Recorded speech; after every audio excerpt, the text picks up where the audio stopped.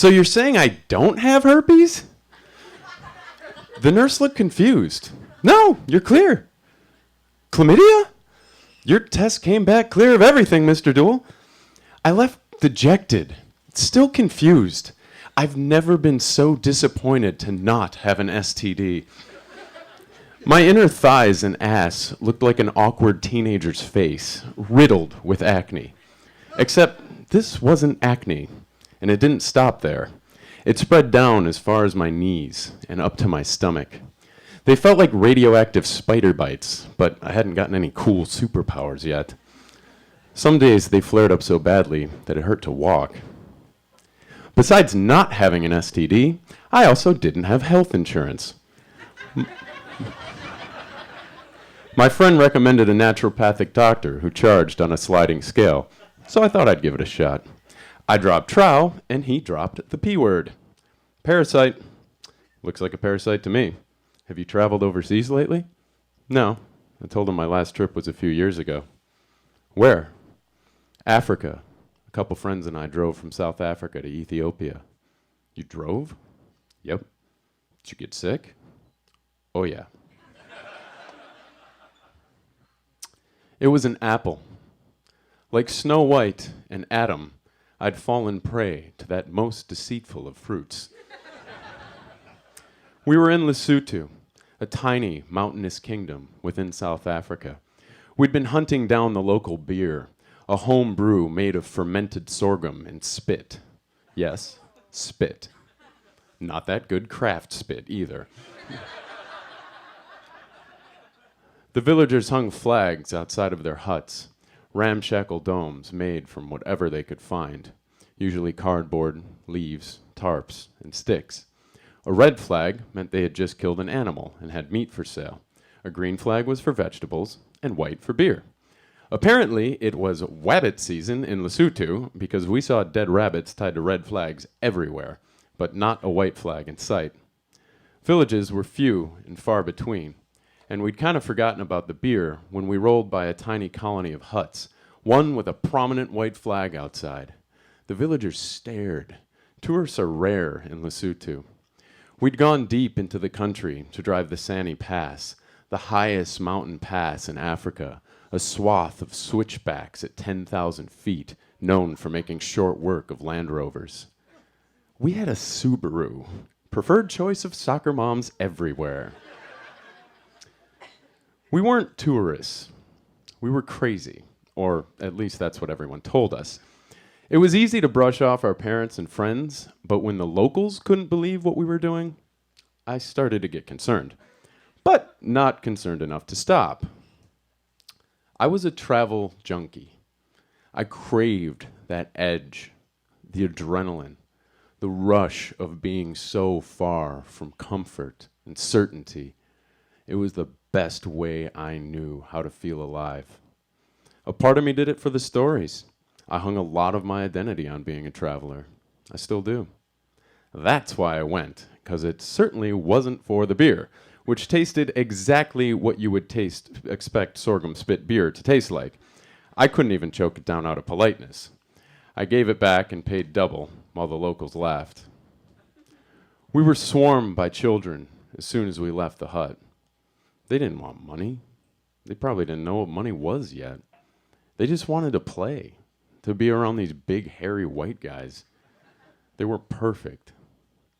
My travel buddy, Brian, went to the car and gave them a 5-foot-tall bag of knockoff Fruit Loops he'd bought in South Africa. I'd been sharing the back seat with it for 2 days. They looked at it like an alien, and one of the moms came forward to inspect it. Brian took a big handful and smiled.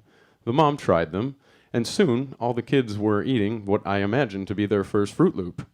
And there was much rejoicing. Like kids everywhere, they loved him. We stayed and played with them for a while, but we had to make tracks to Mozambique. We said our goodbyes, and as I got in the car, one of the little ones came up to me with an apple. He wanted me to have it. It was one of the most human moments I've ever experienced.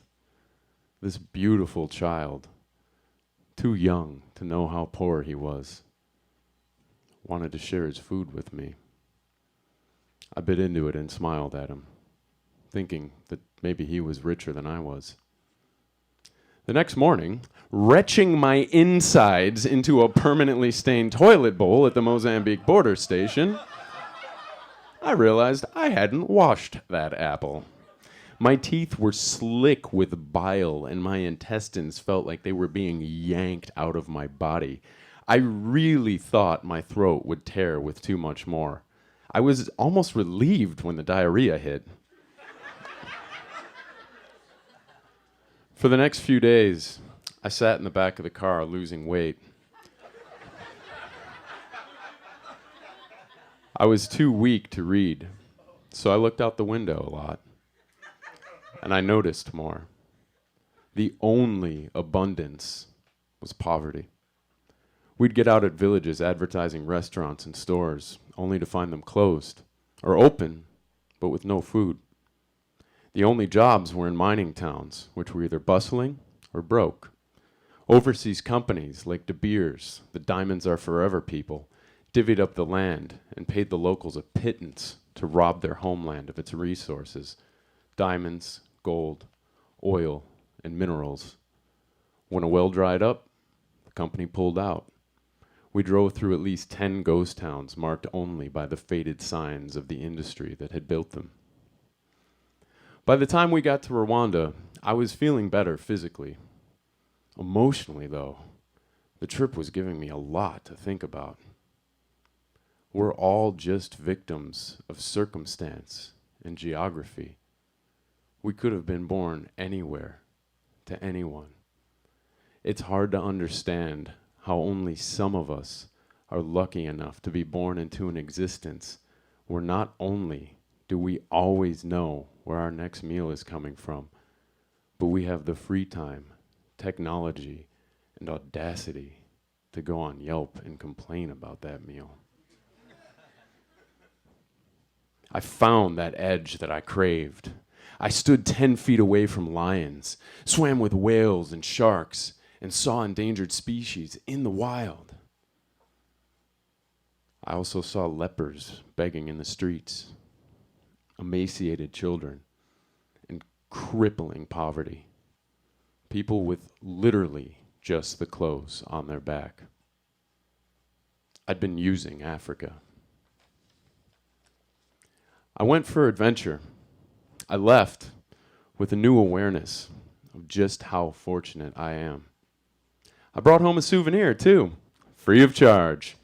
A worm in my intestine that waited 3 years to hatch, biding its time until my immune system was low enough to attack. That apple was rotten to the core. I cursed it for the 1,000th time as I sat in a waiting room with a vial of my own shit in a box on my lap, waiting for testing to determine exactly what the parasite was. 98% of parasites are treated with antibiotics.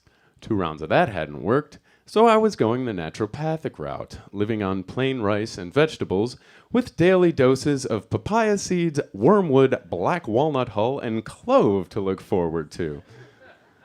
The test was expensive, so I waited until my patience was gone to find out what the thing was.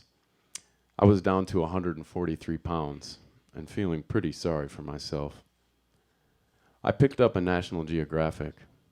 The cover article was on conflict minerals: tungsten, tin, tantalum, and gold.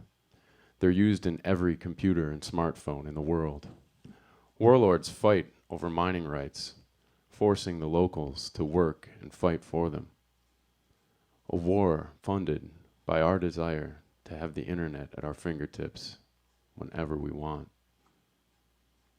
I turned the page to a photo of a child working in one of the mines. He couldn't have been much older than that little boy who gave me the apple. I looked down at my iPhone and felt a lot less sorry for myself. The test results came back negative. Whatever that parasite was, 8 months of a strict diet and homeopathic medicine had worked, and the stool I submitted was parasite-free. I slowly started to gain weight and get my life back. The wars in Africa rage on, and international attention remains alarmingly low, ensuring that it will be too long before Africa is rid of its first world worms. That's Edward Duell, everybody.